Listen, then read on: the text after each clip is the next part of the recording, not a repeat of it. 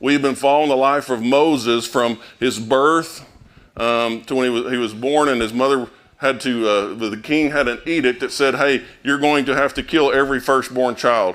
He was born a Hebrew, and he said that you're going to have to take your firstborn boy. If it's a girl, it can live. If it's a boy, you're going to have to put it in the Nile River. And that's what they did. They had a little plan, and they put the baby in a basket that was waterproof and ushered it down the river to Pharaoh's daughter. And so Moses was born a Hebrew. He was adopted into an Egyptian family. He was an heir to the throne of Egypt. And so he then had, when he was at the age of 40, he walked out and saw the Egyptian people, because that's the first thing the Pharaoh did to try to stop their growth was, hey, I'm going to put them in slavery. We're going to oppress them. We're going to beat them, and whatever it takes to make them stop thriving. And so Moses went out one day at the age of 40 and had compassion on his brethren who were being mistreated. And so he acted on that, and he killed an Egyptian taskmaster. And so then the Egyptian authorities were after him. So they sent him on the run. He was gone, trying to flee from getting killed. And so he left, and he went through the wilderness of sin, and he made it to a place called Midian.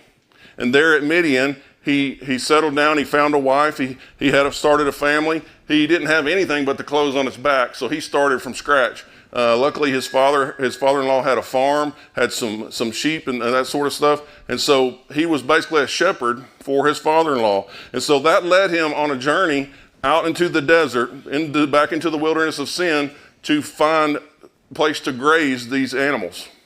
And as he was going out across the desert, he saw something glowing across the desert, something that caught his attention. And you see something like that, you're like, wow, man, what is that?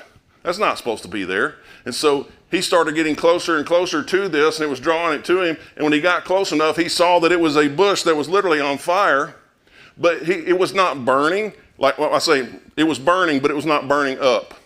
The leaves didn't wither. They didn't turn brown. They didn't turn black. It just stayed consistent fire with not scorching the bush at all. And then from within that bush, he heard a voice. And the voice called his name twice. And Moses probably startled. I would assume I would be startled.